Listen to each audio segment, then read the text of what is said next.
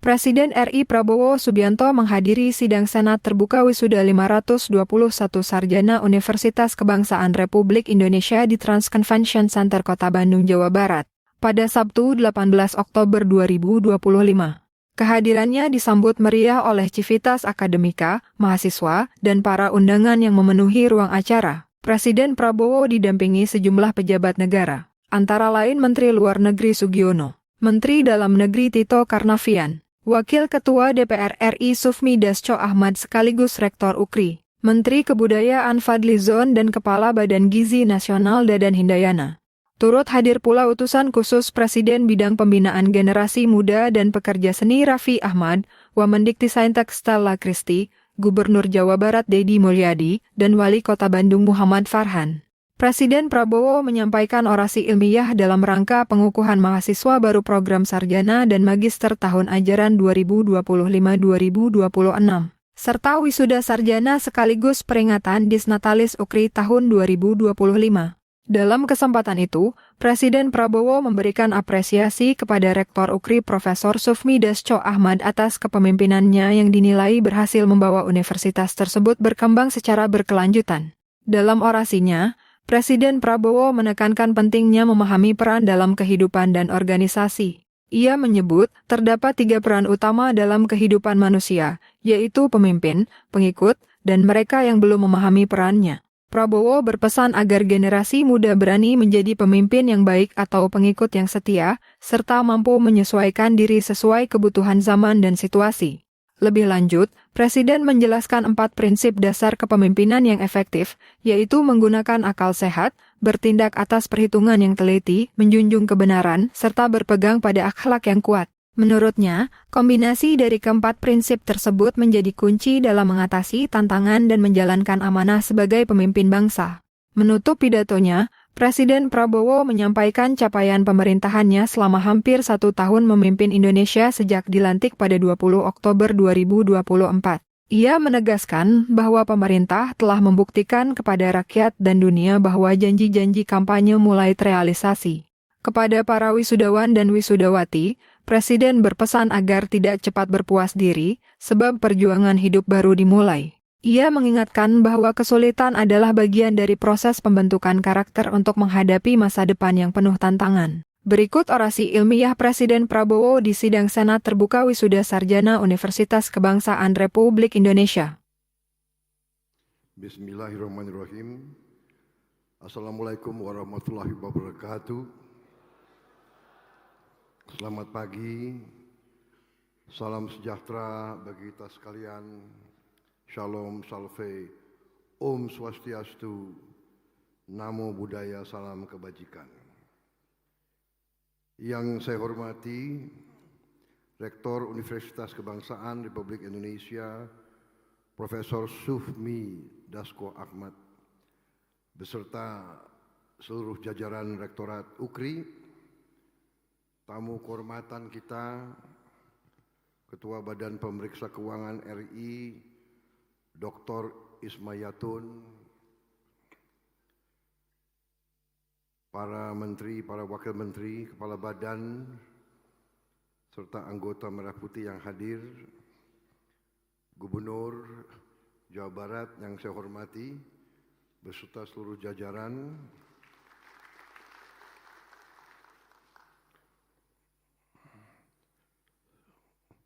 saudara sekalian, Ketua Senat UKRI, Profesor Sudrajat Jiwandono, anggota Dewan Wali Amanah, Ibu Bianti Ningsih Jiwandono, Ibu Mariani Joyadikusumo,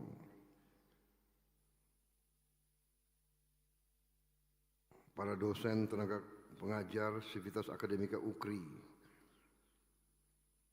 serta seluruh mahasiswa Universitas Kebangsaan RI yang hadir, juga tokoh-tokoh bangsa yang berkenan hadir hari ini, yang berada di Badan Pengurus Yayasan Pendidikan Kebangsaan dan Universitas Kebangsaan Republik Indonesia. Hadir juga sebagai Guru Besar Jenderal Polisi Purnawirawan Muhammad Tito Karnavian. Terima kasih kehormatan. Saudara Fadlizon yang juga kebetulan Menteri Kebudayaan, Saudara Dadan Hindayana, Kepala Badan Gizi Nasional, Wakil Menteri Pendidikan Tinggi, Sains dan Teknologi, Profesor Dr. Stella Christy yang saya hormati, Wakil Menteri Urusan Haji, Saudara Daghnil Anhar Simanjuntak, Wakil Menteri UMKM, Saudara Helvi Yuni Moraza, Wakil Menteri Pertanian, Saudara Sudaryono, Menteri Sekretaris Negara, Saudara Prasetyo Hadi, yang juga Wakil Ketua BPH YPKRI, Direktur Eksekutif Institut Kajian Strategis UKRI, yang juga Menteri Luar Negeri, Saudara Sugiono. Terutama seluruh mahasiswa baru Universitas Kebangsaan RI, para wisudawan dan wisudawati hari ini yang lulus dan akan dikukuhkan sebagai sarjana, terutama para orang tua yang hadir pada siang hari ini.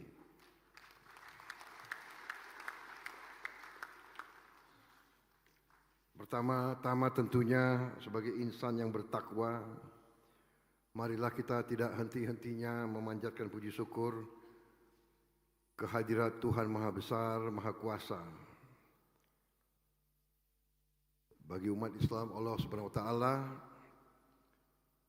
kita bersyukur atas segala karunia, kesehatan, kedamaian yang masih diberikan kepada kita, sehingga hari ini kita dapat hadir pada acara Senat terbuka, pengukuhan mahasiswa baru dan wisuda sarjana, serta Dies Natalis 2025 Universitas Kebangsaan Republik Indonesia.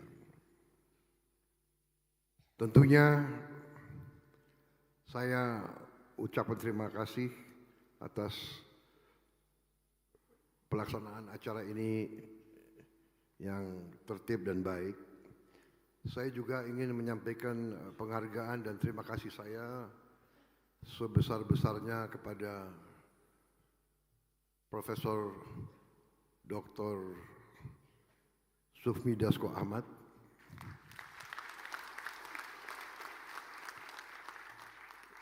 di mana di bawah kepemimpinan beliau perkembangan UKRI berjalan sangat pesat.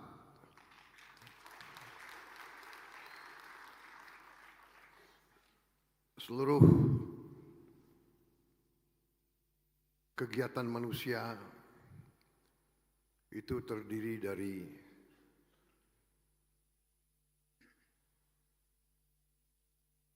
tiga macam manusia. Yang pertama, para pemimpin. Yang kedua, para pengikut atau para peserta.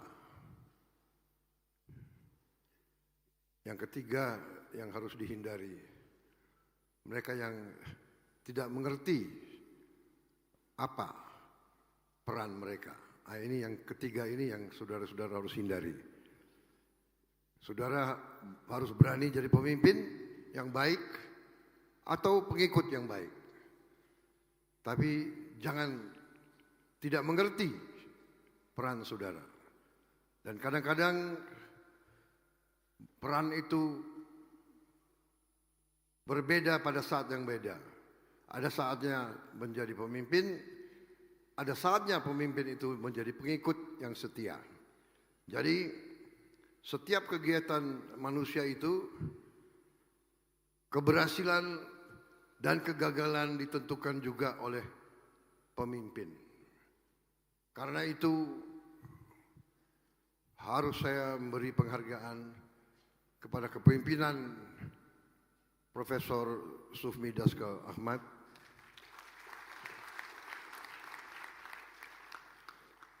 Beliau berhasil memimpin pengembangan universitas ini dengan baik. Saudara-saudara sekalian, kunci daripada kepemimpinan yang baik yang bisa mengatasi kesulitan-kesulitan masyarakat sebenarnya tidak terlalu susah. Sebenarnya yang saya lihat dan saya alami. Yang utama adalah menggunakan akal sehat. Itu yang pertama. Kedua, bertindak atas perhitungan yang teliti. Ketiga, perhitungan yang teliti harus didasarkan atas kebenaran. Kalau ini ditaati, tinggal yang terakhir adalah kepribadian, akhlak. Pemimpin tadi mimpin dengan akal sehat, melakukan perhitungan yang cermat dan teliti. Ketiga, perhitungan di atas dasar kebenaran. Dan ketiga, kepribadian yang jujur, kepribadian yang tidak korupsi.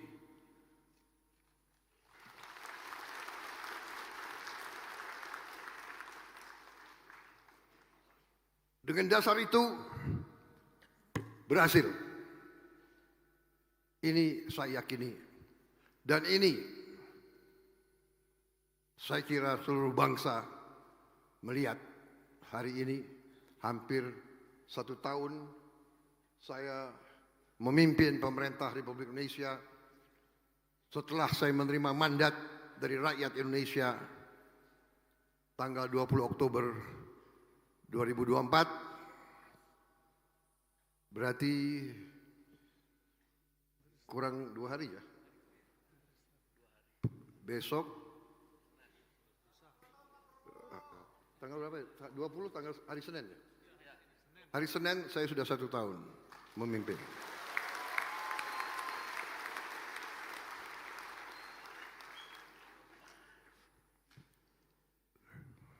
Dan saya kira saudara-saudara, saya bisa katakan saya berani berdiri di hadapan seluruh rakyat Indonesia dengan percaya diri karena kita telah buktikan kepada seluruh bangsa dan seluruh dunia bahwa kita dapat menghasilkan apa yang kita janjikan kepada rakyat.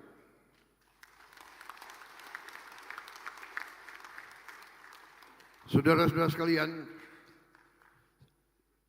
para wisudawan dan wisudawati, perjalanan perjuangan hidupmu baru mulai. Baru mulai. Ya. Tadi saya senang pemberi pidato menyampaikan bahwa kalian sebagai anak muda harus berani menatap masa depan dengan tantangannya bahwa hidup tidak gampang, hidup penuh perjuangan, penuh tantangan, penuh kesulitan.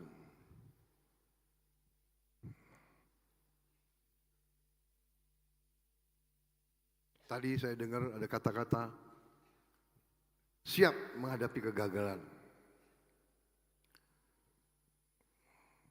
Kalau mau belajar bagaimana menghadapi kegagalan, saya kira perlu belajar dari Prabowo Subianto.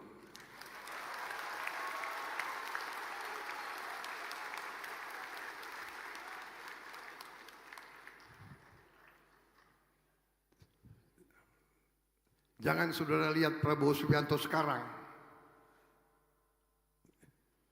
Tadi apa? Ulang tahun ya.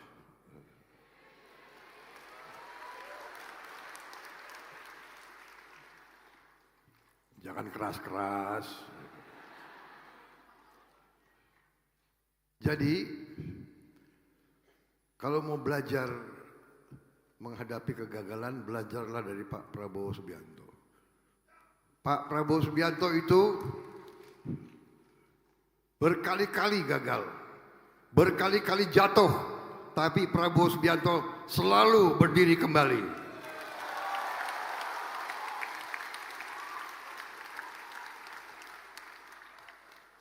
Jatuh, bangkit, jatuh, berdiri lagi. Itu baru pejuang. Jatuh,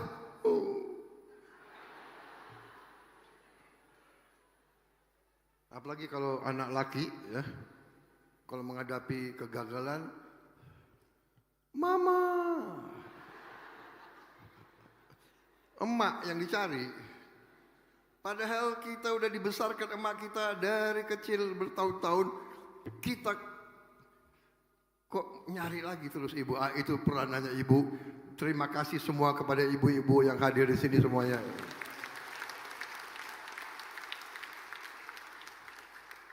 Bagaimana ajaran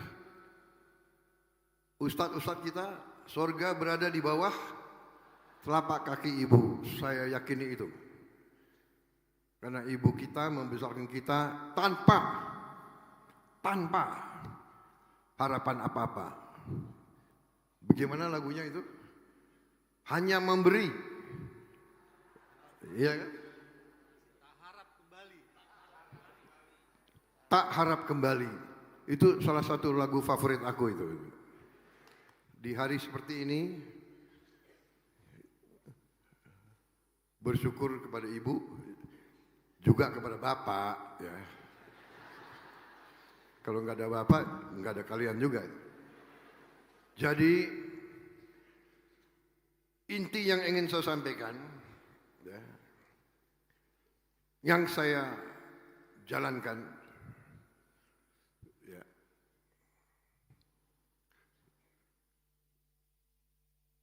hadapi masalah, hadapi tantangan.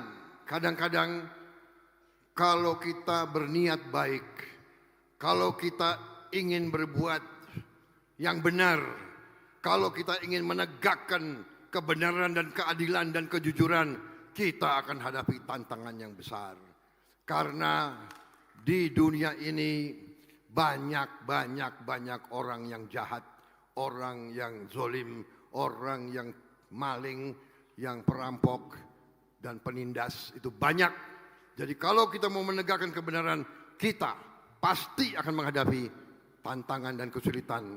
Tapi masalahnya adalah apa kita tunduk, apa kita menyerah, apa kita kalah, apa kita lari, atau kita terus berjuang, terus berusaha untuk menegakkan kebenaran, keadilan, dan kejujuran.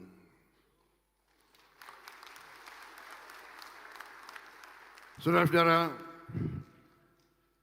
ada yang bertanya, ini Prabowo Subianto kenapa? Saya sudah ikut pemilihan umum 5 kali. 5 kali, 4 kali kalah. Yang terakhir, baru diberi kemenangan oleh Yang Maha Kuasa.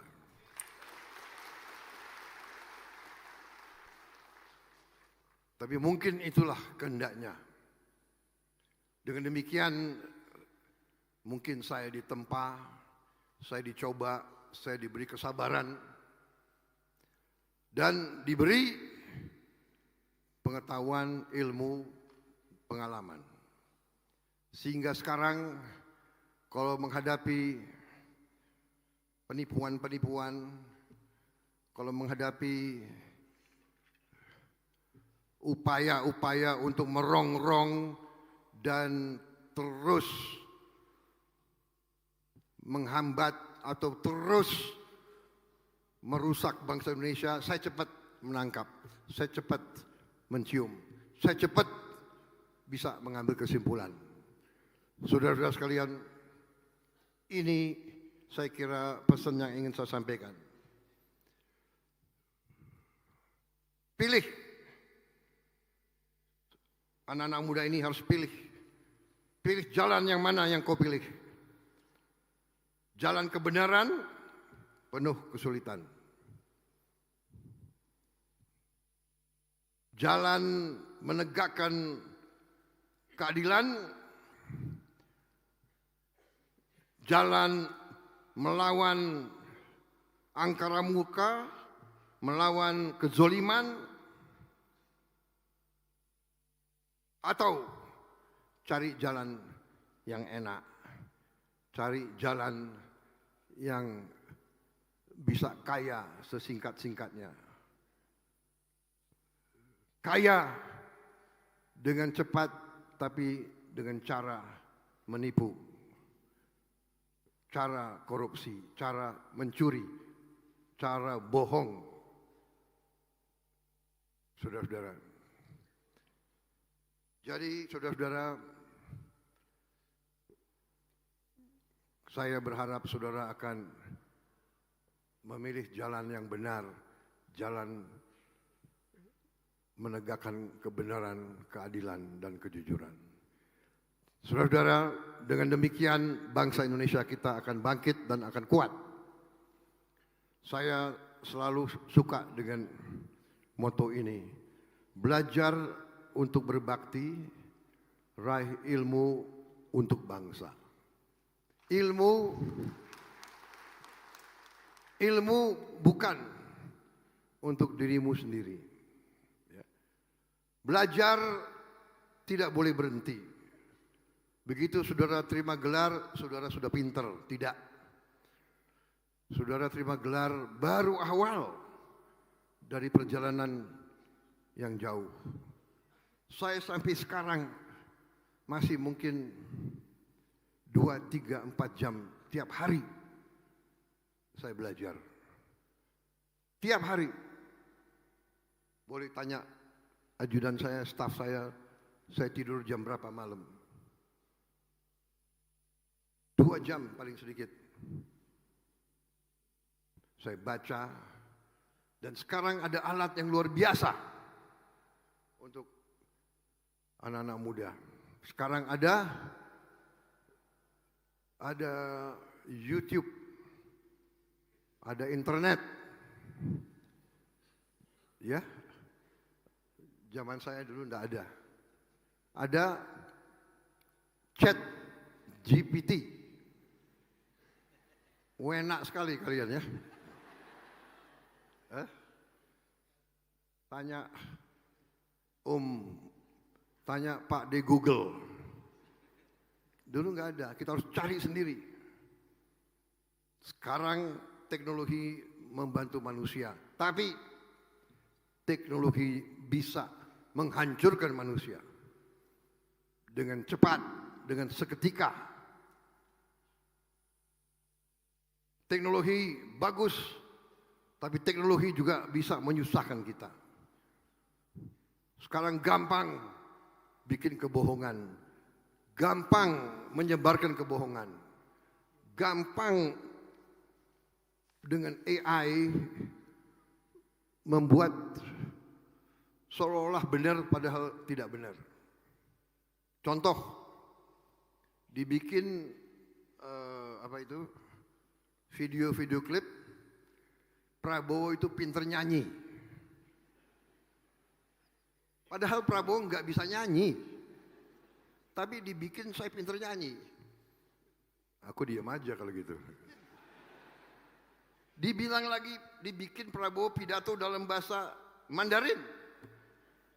Luar biasa pidatonya. Tapi karena saya sedang kampanye, aku diam aja. Dibikin Prabowo pinter pidato bahasa Arab. Karena aku waktu itu kampanye, gue diam aja. Padahal itu salah. Ini saya mau cerita kepada saudara. Iya kan? Ada demo yang hadir 100 orang. Dibilang 50.000. Pakai gambar-gambar nggak tahu dari tahun berapa. Ya. Ini berbahaya. Teknologi bisa bantu kita luar biasa. Dan kita tidak boleh takut teknologi. Tapi teknologi pun harus kita waspada. Rakyat harus dikasih tahu. Tidak semua yang ada di YouTube, di sosmed itu benar dan baik. Dan ini sangat penting. Teknologi bisa menghilangkan kemiskinan dan kelaparan. Tapi kenapa masih banyak orang miskin dan banyak orang lapar? Saudara-saudara sekalian, karena sering teknologi tidak dipakai untuk kebenaran. Dunia sekarang berada di titik-titik yang sangat berbahaya. Berapa negara di ujung perang. Bagaimana caranya kita harus mengurangi bahaya tersebut. Saya pun sebagai Presiden Republik Indonesia, saya pun diminta untuk ikut berperan bagaimana caranya kita mengurangi kebencian, mengurangi kecurigaan, mengurangi fanatisme, mengurangi dogmatisme. Karena fanatisme, dogmatisme, kebencian, kecurigaan ini yang bisa menimbulkan perang. Perang antara negara, perang di dalam negara. Jadi saudara-saudara, anak-anak muda, harapan kita waspada selalu, menatap masa depan dengan berani, tapi juga dengan waspada. Waspada, jangan mudah dibohongi, karena ciri khas bangsa Indonesia adalah bangsa kita, bangsa yang terlalu ramah, terlalu baik. Lugu ini oleh nenek moyang kita diberi pelajaran, pemimpin tidak boleh lugu. Pemimpin ramah dan sopan, tapi tidak boleh lugu. Lugu berarti gampang dibohongi.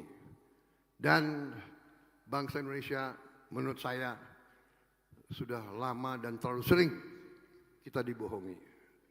Sehingga kekayaan kita banyak yang dicuri.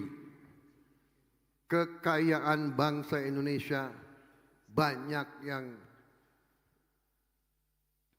tidak bisa kita manfaatkan karena diselewengkan, karena dicuri, karena diselundupkan.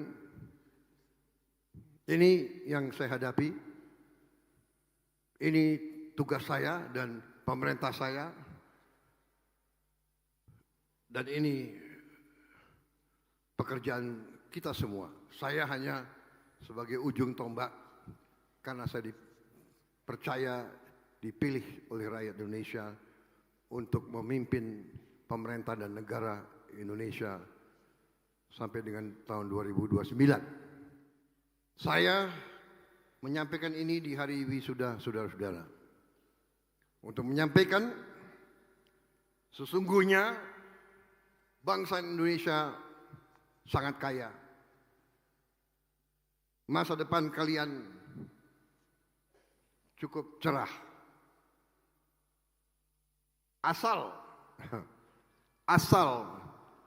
pemimpin-pemimpin yang sekarang ada dan pemimpin-pemimpin yang akan datang waspada, pinter, pandai, dan tidak mudah dibohongi.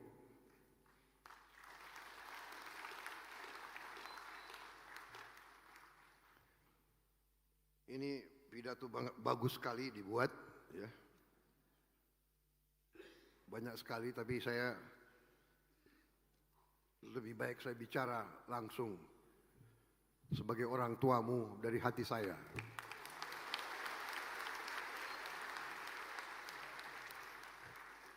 Yang wisudawan saya kira udah bosen, ya kan? Dapat pelajaran angka, ya kan? Sekarang saudara mau cepat selesai acara ini, ya kan? Benar? Benar kan? Mau cepat ketemu orang tua. Betul?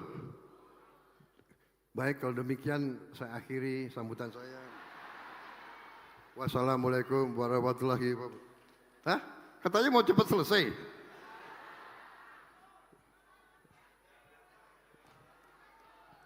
Lanjut. Panitia berapa lama saya dikasih waktu? Hah? Boleh? Ya boleh dong, gue presiden kok.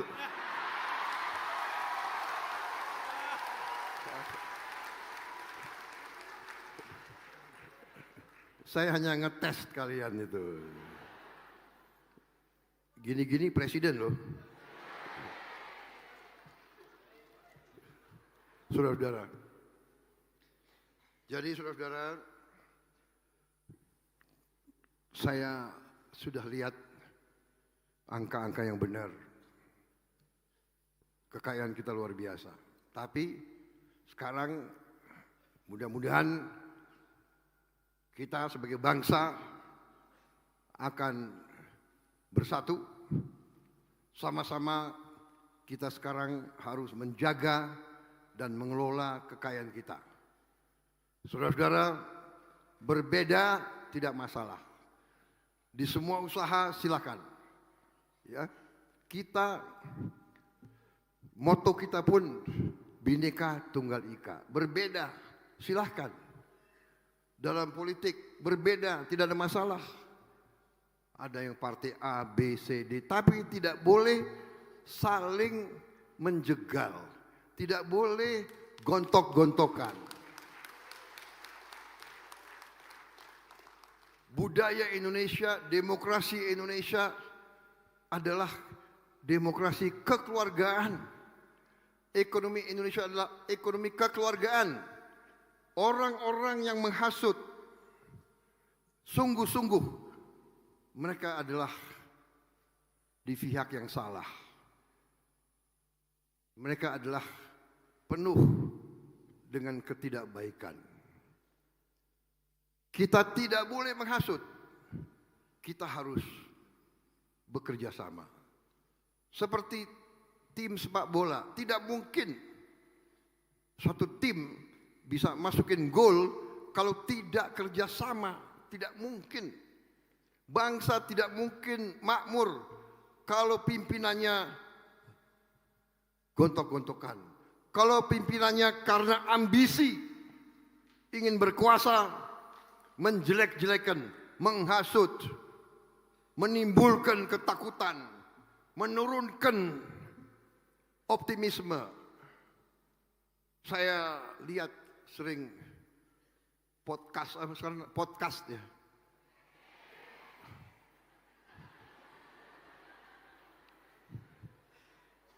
Banyak orang pinter sekarang ya. Pinter banget itu. Ada yang lebih tahu apa yang dipikirkan Prabowo dari Prabowo sendiri. Tapi yang paling sedih saya kalau mereka itu menjelekkan bangsa sendiri. Inilah, itulah, itu. Kita tahu semua masalah Indonesia. Kita tahu kita butuh lapangan kerja. Kita mengerti bagaimana kita mau punya lapangan kerja yang banyak kalau ekonomi tidak tumbuh dengan cepat. Bagaimana ekonomi mau tumbuh dengan cepat kalau kita ribut di antara pemimpin, saling jelek-jelekin, saling menimbulkan kebencian, mau bikin kerusuhan, bakar, katanya aktivis demokrasi, tapi membakar lembaga-lembaga demokrasi, membakar gedung DPR yang dibayar dengan uang rakyat, merusak terminal bus. Yang pakai bus itu orang yang nggak punya mobil. Saudara-saudara. Jadi, tapi kita bersyukur rakyat mengerti, rakyat tidak akan terpengaruh, saya yakin itu. Kita berada di jalan yang benar, kita mendapat mandat dari rakyat, dan saya bersama pemerintah saya dan semua koalisi saya dengan semua ormas-ormas yang mendukung saya, kita tidak akan ragu-ragu melaksanakan tugas kita untuk rakyat dan bangsa Indonesia.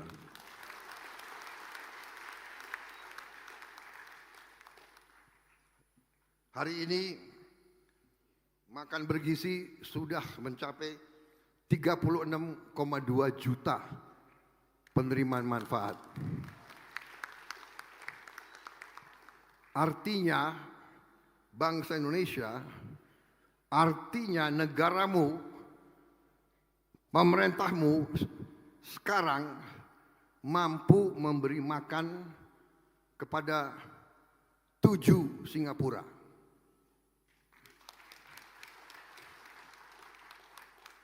Tiap hari 36,2 juta. 12.205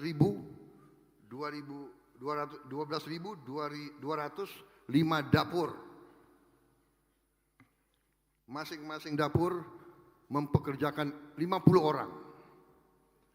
Masing-masing dapur menimbulkan 15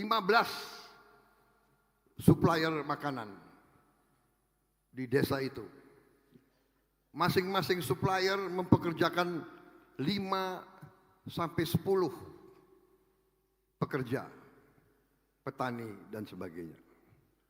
Saudara-saudara, ini prestasi yang tidak sedikit, tidak kecil, dan ini kita dibicarakan di dunia internasional.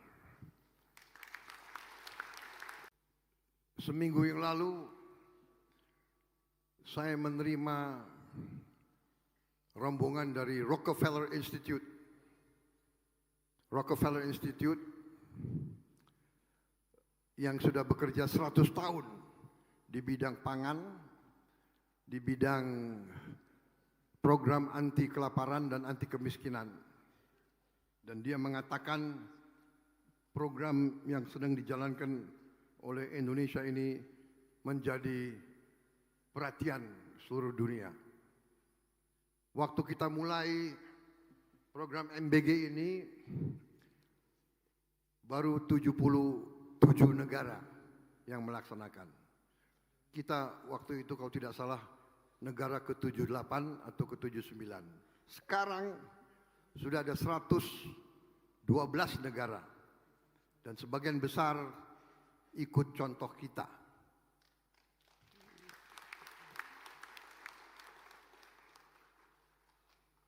Kita berani melakukan. Dan ada beberapa orang pinter, beberapa saja orang pinter atau orang yang menganggap dirinya pinter, ya kan? Atau mengangkat dirinya orang paling pinter di Indonesia yang selalu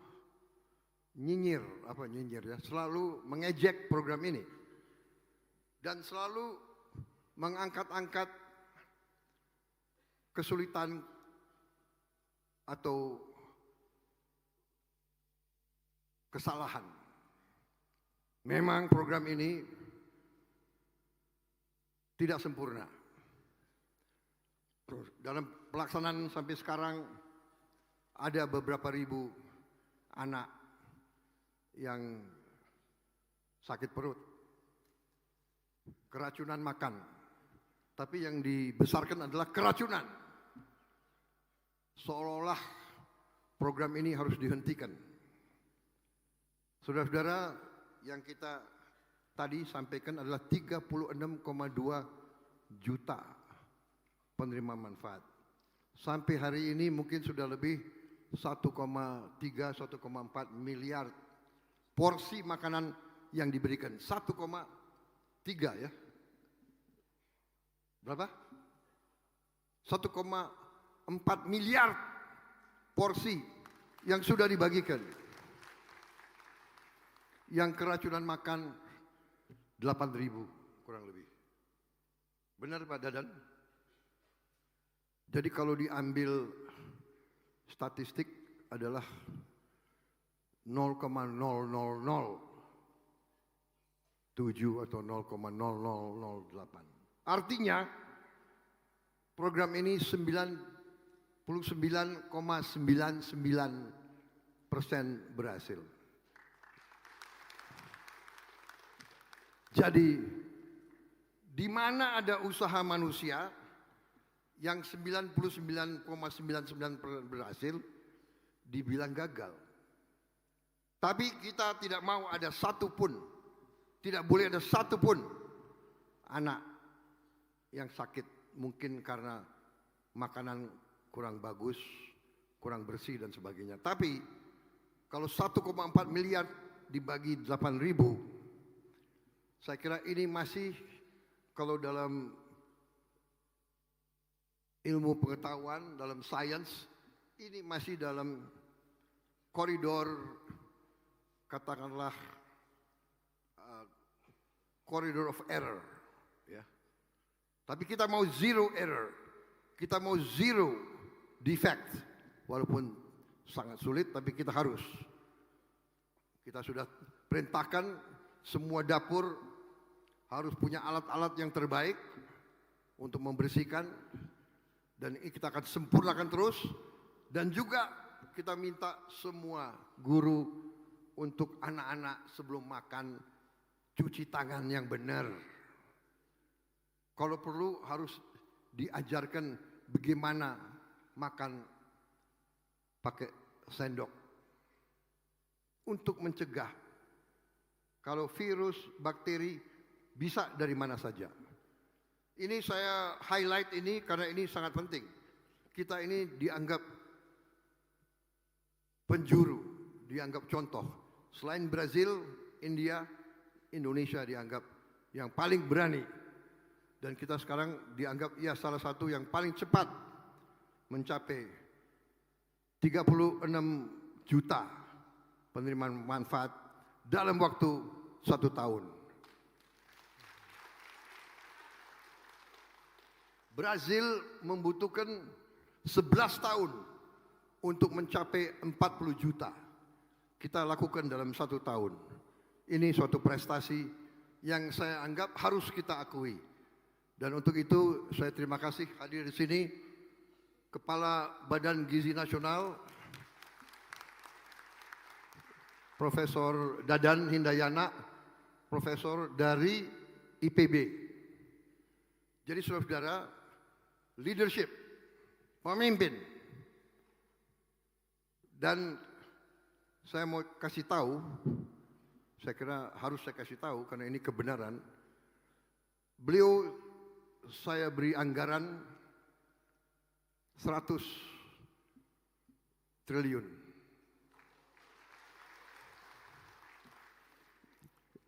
Jangan terlalu cepat tepuk tangan. Pertama anggarannya di awal tahun 2025 adalah 71 triliun yang kita rencanakan. Dari penghematan,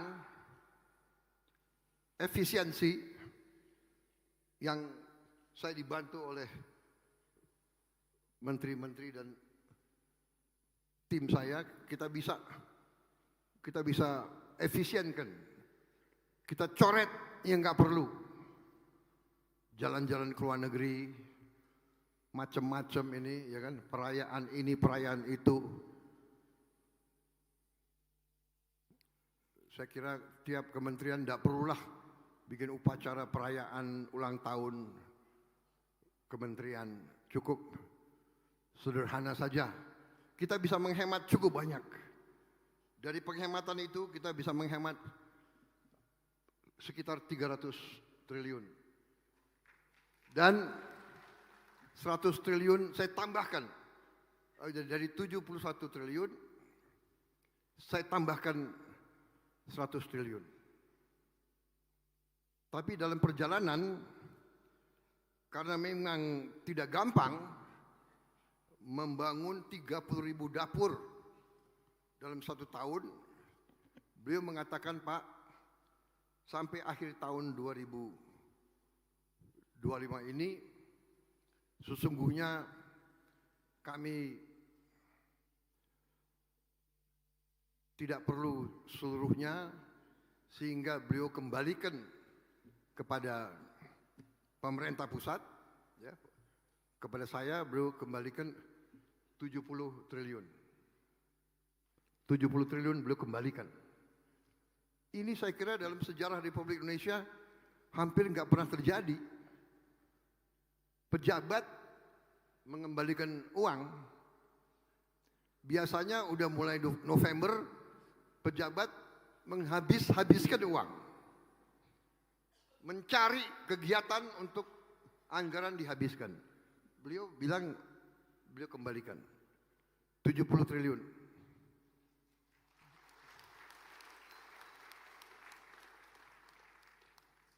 Sehingga 70 triliun ini kita bisa banyak kita gunakan untuk bantu orang yang susah, untuk bantu desa-desa, bantu nelayan, bantu semua yang membutuhkan. Jadi saya kira Pak Dadan ini perlu kita hormati sebagai seorang patriot. 70 triliun itu ya, itu 4 miliar dolar itu. Jarang terjadi menurut saya. Karena itu, anak-anak muda, saya optimis. Kalau saya optimis, kalian harus lebih optimis lagi.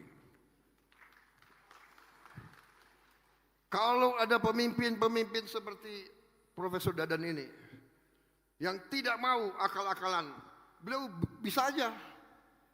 Sudah ada anggarannya, beliau panggil nanti tim beliau, panggil anak buahnya, ayo bikin proyek.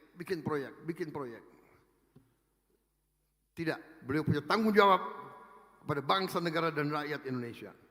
Kembalikan, saya terima kasih, kaget saya. Makanya presiden sekarang ini agak gagah.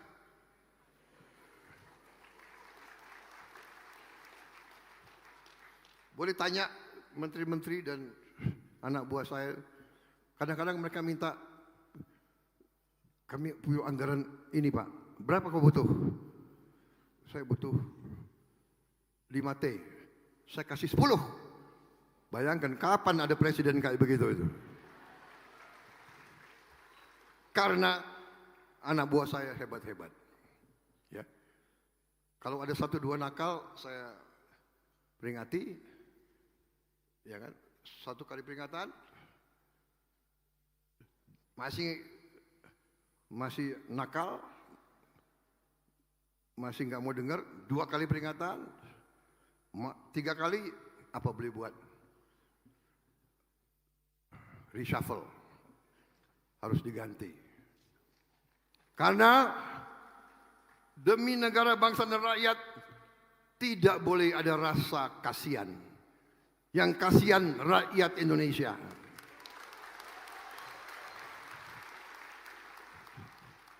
Saya nggak apa-apa dibenci, asal rakyat saya tidak benci saya. Kalau saya dibenci oleh maling-maling, koruptor, manipulator, penipu-penipu yang serakah, nggak apa-apa, nggak ada urusan. Saya dikasih peringatan, Pak, hati-hati loh Pak. Mereka uangnya banyak. Mereka bisa bayar demo, nggak ada urusan. Yang penting rakyat Indonesia mendukung saya tidak ragu-ragu. Saya tidak ragu-ragu, saya akan hadapi koruptor-koruptor dan maling-maling. Saya hadapi bersama saudara-saudara. Saya yakin rakyat Indonesia di belakang saya. Saya percaya itu.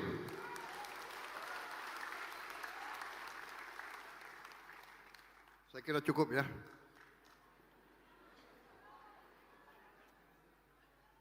Masih 3, 4, 5, 6.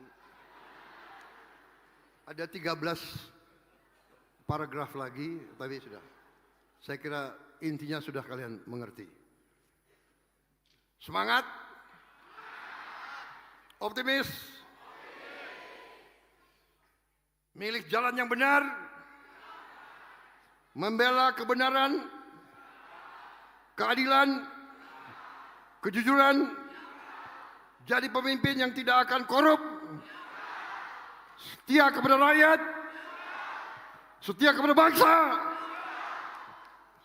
tidak mau jadi antek bangsa lain.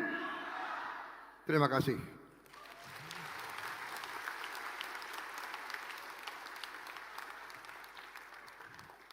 Ingat, belajar untuk berbakti, raih ilmu untuk bangsa. Mengabdi kepada bangsa dan negara. Kalau ragu-ragu, selalu membela rakyat, saudara-saudara sekalian. Wassalamualaikum warahmatullahi wabarakatuh. Salam sejahtera bagi kita sekalian. Shalom, salve, om, santi, santi, santi, om, namo buddhaya, salam kebajikan. Merdeka! Merdeka! Merdeka, terima kasih. Selamat berjuang. Terima kasih pimpinan Universitas Kebangsaan. Luar biasa pekerjaan kalian. Terima kasih.